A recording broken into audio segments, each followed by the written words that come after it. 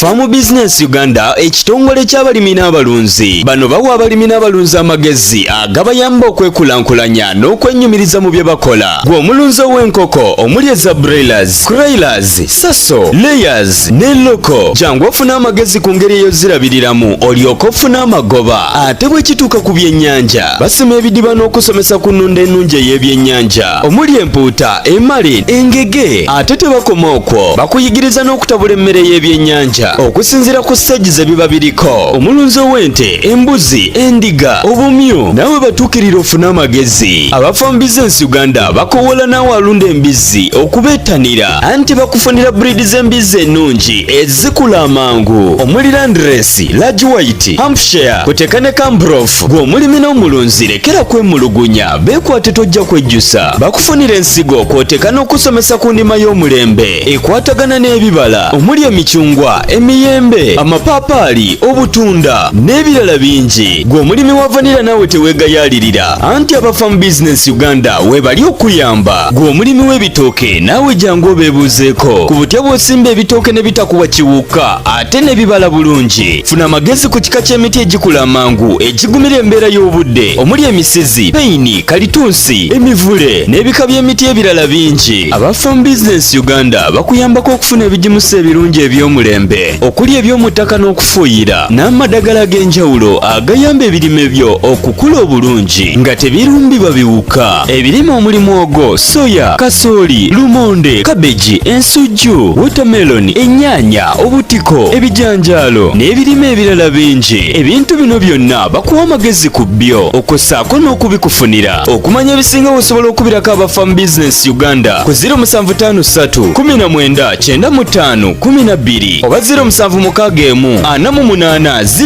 0004. Osobola n'obafunira ku WhatsApp ku 0752 83 84 89. Farm Business Uganda, farmer to farmer, mulimi ku mulimi.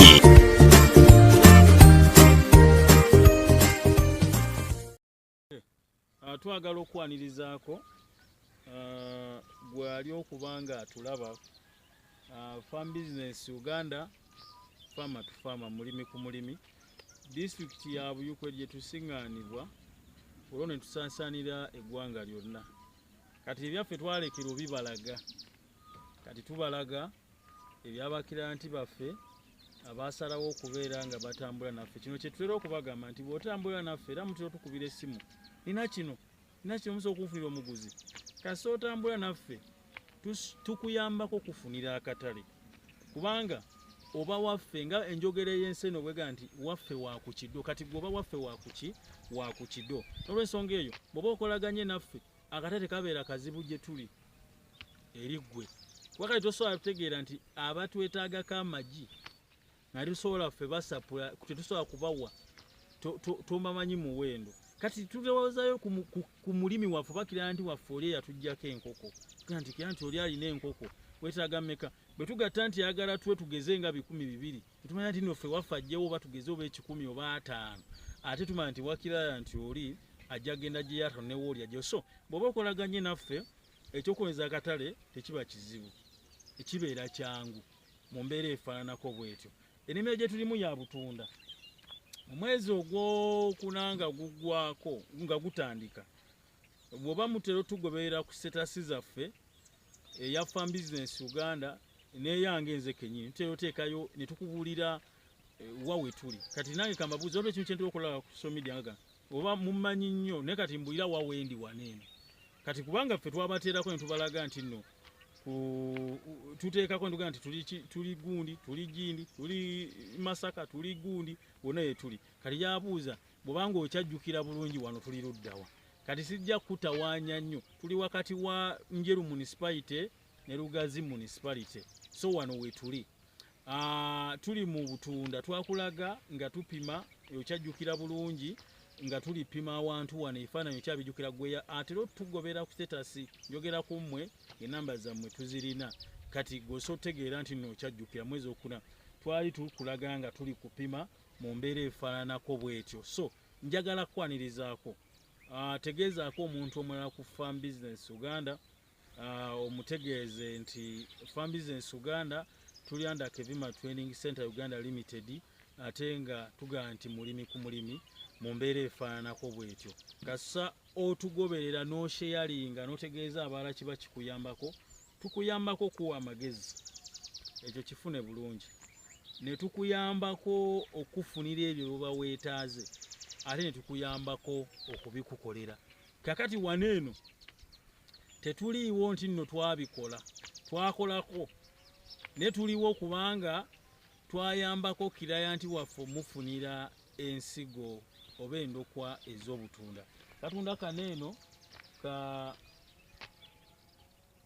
koli okubanga olaba katunda kaffe temuyita ak'emasaka oba kemuyita Naalongo tukyogere bwe tutyo mu mbeera efaananako bwetyo akatunda kaneeno kabala era kaliko enjawulo wakati wa kali grafted kano kuba tekaba grafted oli kubanga oli kitegeera kati ketwaleeta ano kati omulabi waffe oba gwe omugoberezi waffe wa Farm Business Uganda oba gwe ayagala oyingira mu kalunda oba gwe eyali akalimyeko naye ne bikusala kubanga mwe mwenna tubafuna nava mu katunda nalima kika bwe kiti ekizibu kiyinza obutava ku kika ky'olimye ekizibu ne kibifuuka nga kiri ku gwe kennyini ng'olina okwezuula ne weetegeera n'omanya nti nno kineeno ekika kye nnina okulima oba kino ekika kye nnina okubanga nnunda mu nsonga ziri ez'okulunda naye ekikulu kye tulina okutegeera oba okusookerako kwe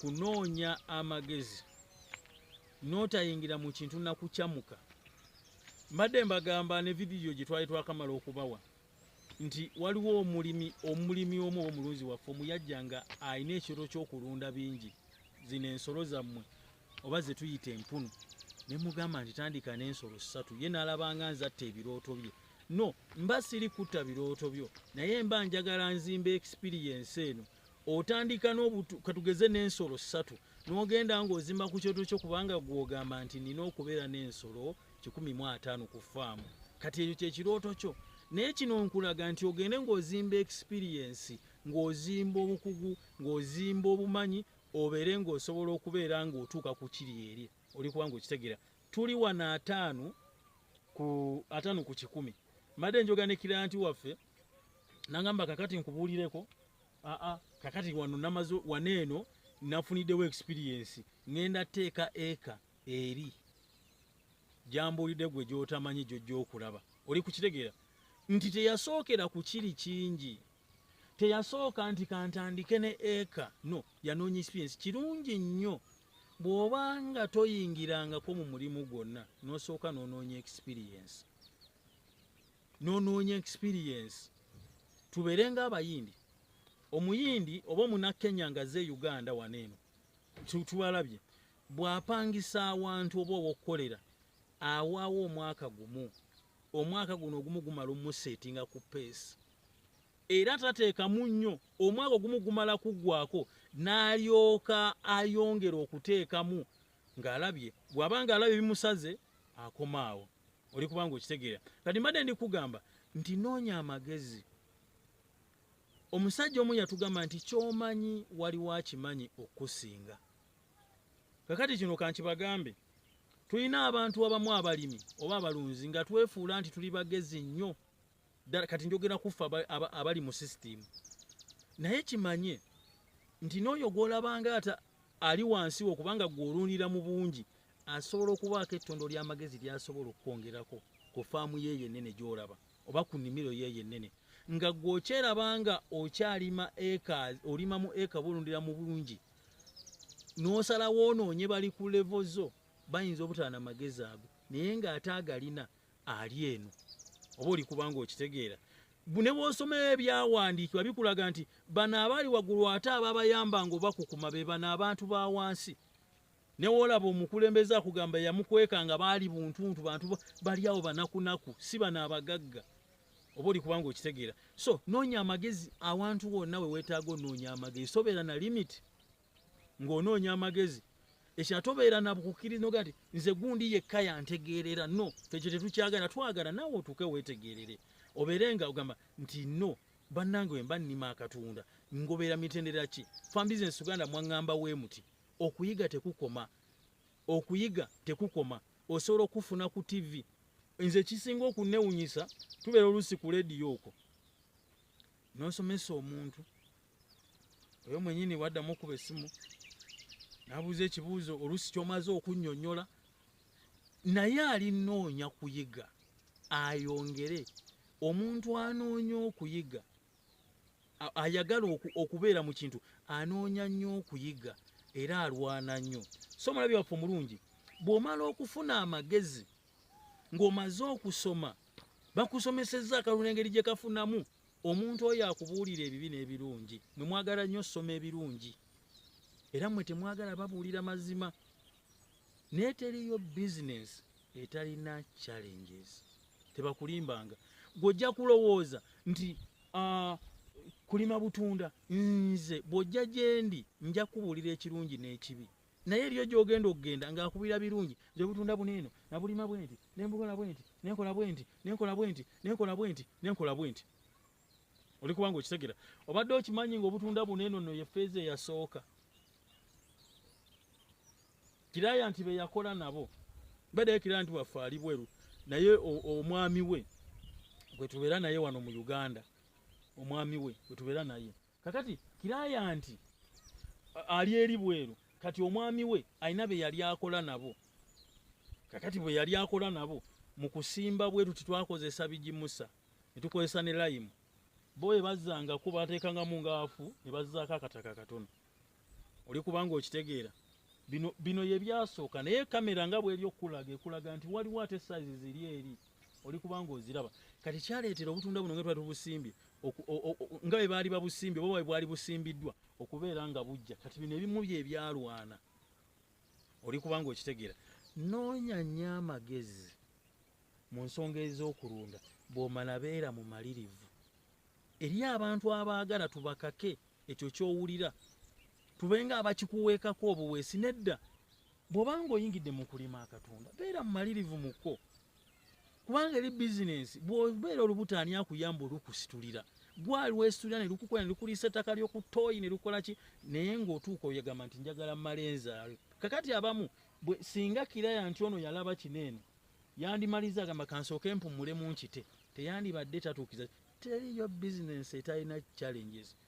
Omukozi asobola okukutomeza oba oyo akuwadde ekyo ky'oba weetaaze okusuubuza n'akutomeza. Nade ndaba omwana yagenda kugula oba ndowooza pampu epampinga ettaka amazzi ne bamuwa kicupuli naye yasigala alemerako. Kakati ng'omaze okufuna amagezi omaze okugayingiza bw'oti kati nfunyeeko kati beera mu malirivu. Bw'oyingira mu kito kivaamu kino okulima tolina tosobola kunjija mu kulima. Omulimu gwe neeragira gwe mmanyi obudde bwe ŋŋenda wiiki ewedde osomebwa mulira ba mwaka ki naye tuli mu mwezi gwa mwenda. Wiiki ewedde nali nina gye ndi ogenda nga nti no kankolere wanawe nze ayeeragira nze ayeetuma. Leero sibadde na ku pulogulaamu ejja waneeno teyali ku pulogulaamu ya wiiki. Kakati tewali asobola kunjija mu kulima kubanga kiki mu kulunda kubanga kye nayingiramu nkyagala nkiwuliramu emirembe.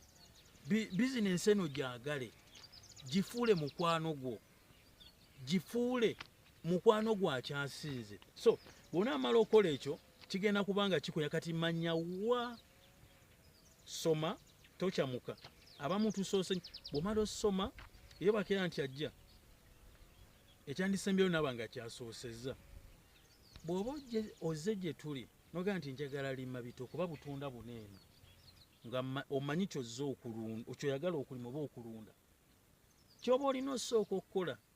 Omuntu oyo tewandisoose kumulaga nti oyinaane opakukira nnyo mu kwagala olime oba opakukira nnyo mu kwagala olunda enkoko.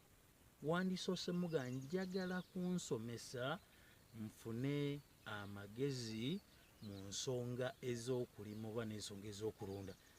Kakati omuntu owa by'anaakusomesa bye bigenda okuviiramu nti nnyingira omulimu guno oba mbe nga ngu Farm Business Uganda ekitongole ky'abalimi n'abalunzi. Bano bawa abalimi n'abalunzi amagezi agabayamba okwekulankulanya n'okwennyumiriza mu bye bakola. Gwe omulunzi ow'enkoko omuli eza broilers, croilers, saso, layers ne loko. Jangu ofuna amagezi ku ngeri eyo zirabiriramu olyoke ofune amagoba. Ate bwe kituuka ku byennyanja basima ebidiba n'okusomesa ku nnunda ennungi ey'ebyennyanja omuli empuuta, emale, engege. Ate tebakoma okwo, bakuyigiriza n'okutabula emmere y'ebyennyanja okusinziira ku stage ze biba biriko. Omulunzi ow'ente, embuzi, endiga, obumyu nawe batuukirira ofune amagezi. Aba Farm Business Uganda bakowola naawe alunda embizzi okubeetanira anti bakufunira breed z'embizzi ennungi ezikula amangu omuli Landrace, Large White, Hampshire, kuteka ne Cambrough. Gwe omulimi n'omulunzi lekera kwemulugunya, beekwate tojja kwejjusa. Bakufunira ensigo kwoteka n'okusomesa ku ndima y'omulembe ekwatagana n'ebibala omuli emicungwa, emiyembe, amapaapaali, obutunda n'ebirala bingi. Gwe omulimi wa vanilla naawe teweegayaalirira anti aba Farm Business Uganda webali okuyamba. Gwe omulimi w'ebitooke naawe jangu obeebuuzeeko ku butya bw'osimba ebitooke ne bitakuwa kiwuka ate ne bibala bulungi. Funa amagezi ku kika ky'emiti egikula amangu egigumira embeera y'obudde omuli emisizi, peyini, kalitunsi, emivule n'ebika by'emiti ebirala bingi. Aba Farm Business Uganda bakuyambako okufuna ebigimusa ebirungi eby'omulembe okuli eby'omu ttaka n'okufuuyira n'amadagala ag'enjawulo agayamba ebirime byo okukula obulungi nga tebirumbibwa biwuka. Ebirime omuli mwogo, soya, kasooli, lumonde, kabeji, ensujju, watermelon, ennyaanya, obutiko, ebijanjaalo n'ebirime ebirala bingi. Ebintu bino byonna bakuwa amagezi ku byo okossaako n'okubikufunira. Okumanya ebisinga osobola okubirako aba Farm Business Uganda ku 0753 19 95 12 oba 0761 48 0004. Osobola n'obafunira ku WhatsApp ku 0752 83 84 89. Farm Business Uganda, farmer to farmer, mulimi ku mulimi.